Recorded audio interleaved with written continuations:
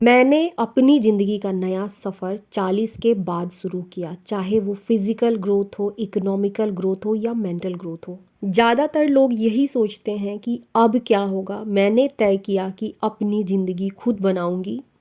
Social media की दुनिया में जहां हर दिन कुछ नया सीखना पड़ता है, मैंने बिना किसी एक्सपीरियंस की शुरुआत की। धीरे धीरे बहुत सारी चीज़ें सीखी और अब मेरी अर्निंग केवल यूट्यूब के थ्रू नहीं बल्कि और जगहों से भी होती है। अगर मैंने 40 के बाद अपना करियर, अपनी सेल्फ ग्रोथ की जर्नी शुरू की है तो आप भी कर सकती हैं।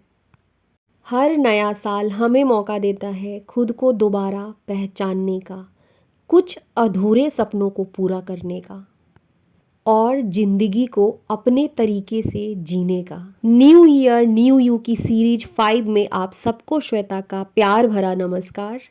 आज की अपनी इस वीडियो में हम बात करेंगे 40 के बाद ज़िंदगी को बदलने वाले कुछ ऐसे फैसलों के बारे में जो आपके अंदर छुपी हुई उस ताकत को जगाएंगी जिसे आपने शायद कभी महसूस नहीं किया।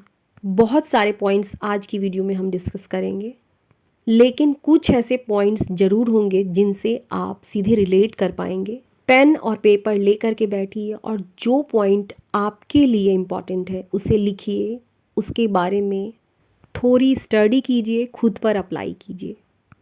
सबसे इम्पॉर्टेंट पॉइंट से शुरू करूँगी। ये जो पॉइंट है वो हमारे आत्मसम्मान और स्वाभिमान के लिए ज़रूरी है। पहला पॉइंट है अपने रंग रूप और अपने उम्र को अपनाऊंगी। हर उम्र की अपनी एक खूबसूरती होती है। कई बार हम खुद में हुए बदलाव को एक्सेप्ट नहीं कर पाते हैं, अपने पुराने लुक को ही याद करते हैं और उसमें जीने की कोशिश करते रहते हैं। बढ़ती उम्र के साथ बहुत सारे बदलाव हमारे अंदर आते हैं। डर लगने लगता है कि कहीं मैं अधिक उम्र की ना दिखने लगूं। प्रकृति का बहुत खूबसूरत नियम है, उम्र के साथ हमेशा बदलाव आते रहना। बच्चा जब जन्म लेता है तो पहले दिन से उसमें बदलाव आना शुरू होता है। बदलाव ज़रूरी है, बस इसे एक्सेप्ट करने की देरी है। अपनी बॉडी में हुए हर एक चेंजेस को बहुत प्यार से एक्सेप्ट करना है, चाहे वो बालों का सफ़ेद होना हो, मोनोपॉज हो या चेहरे के रंगों का चेंज होना हो। जब हम अपनी शरीर में हुए हर एक बदलाव को एक्सेप्ट करते हैं, हमारी बॉडी से, हमारे शरीर से हमें प्यार हो जाता है और अब चाहे हमारी उम्र कुछ भी हो, बदले में वही खूबसूरती रिफ्लेक्ट करती है।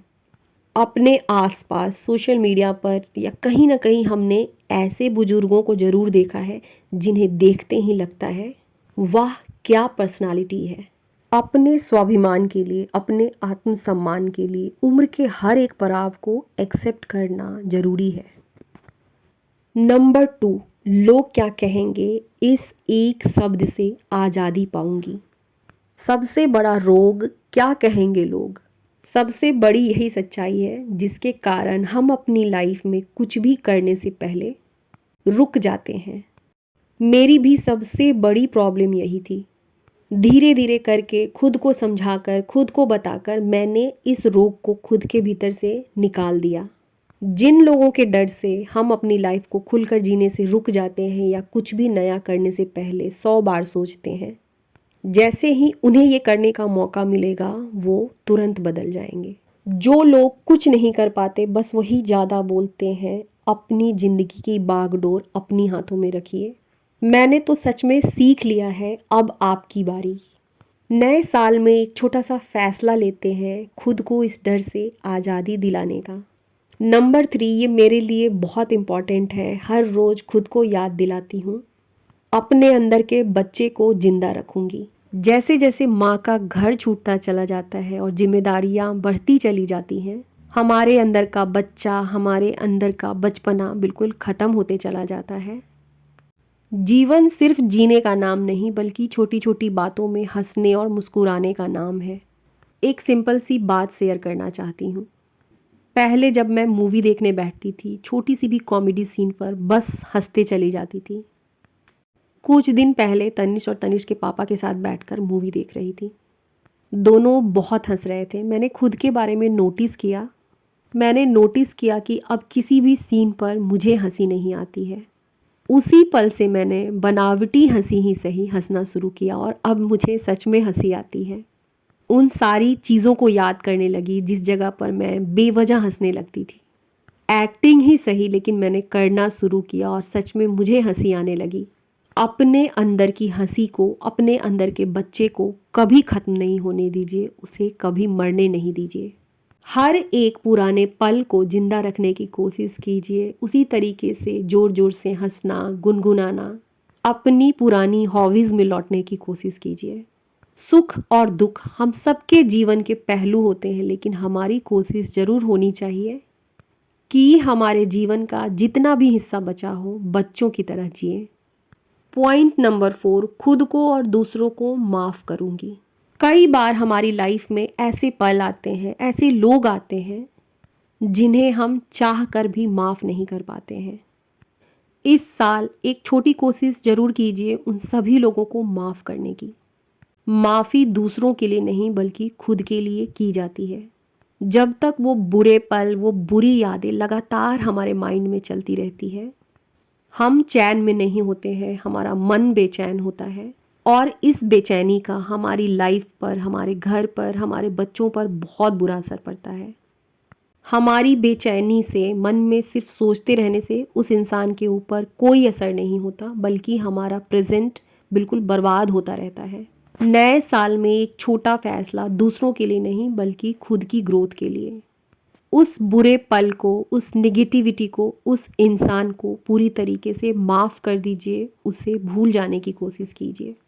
मैंने ये किया है। जिन लोगों के बारे में मैं सोचती थी कि मैं पूरे जीवन इन्हें कभी नहीं माफ़ कर पाऊंगी, मैंने उन सबको माफ़ किया। मेरा मन बिल्कुल शांत हो चुका है। पहले जहाँ मेरे माइंड में सिर्फ और सिर्फ वही चीज़ें चलती थी, आज दिमाग एक अलग लेवल पे काम करने लगा है। बहुत सारे ऐसे थॉट्स आते हैं जो मेरी लाइफ को बदल रहे हैं। कहने का मतलब कि जीवन में एक छोटी कोशिश कीजिए पुरानी और बुरी यादों को भूलने की, अपने जीवन में आगे बढ़ने की। नया साल एक नई शुरुआत, एक नया वादा, खुद को और दूसरों को माफ़ करूँगी, अपनी लाइफ में आगे बढ़ूँगी। नंबर 5, अपनी भावनाओं की कद्र करूँगी, अपनी फीलिंग्स को समझूंगी। अपनी भावनाओं को दबाना बंद कीजिए। जब हम हर बात को अंदर रखते हैं तो वो दर्द बनकर बढ़ती चली जाती है। किसी से मन की बात करना कमजोरी नहीं है, बल्कि दिल का बोझ हल्का करने का तरीका है। बस बात करने वाला इंसान ऐसा होना चाहिए जो सच में आपका अपना हो। बात बात पर रोना कमजोरी नहीं है, आंसू हमारे मन को बिल्कुल शांत कर देती है। जब मन भरा हो, रोना आ रहा हो तो खुद को रोकने की कोई ज़रूरत नहीं है।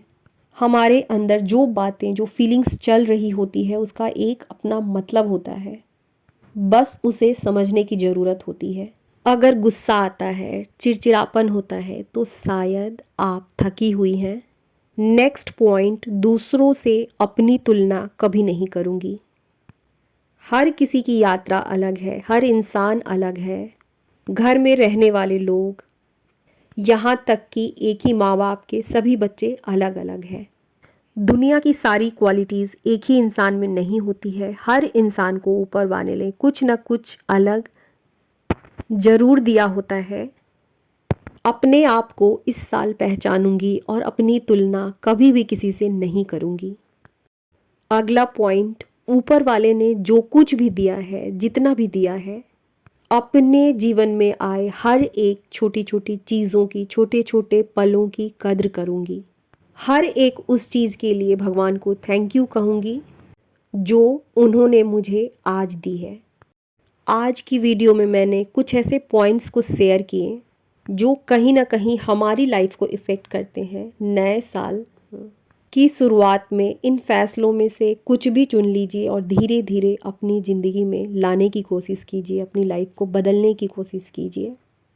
क्योंकि नया साल सिर्फ कैलेंडर बदलने का नाम नहीं, सोच बदलने का भी नाम है।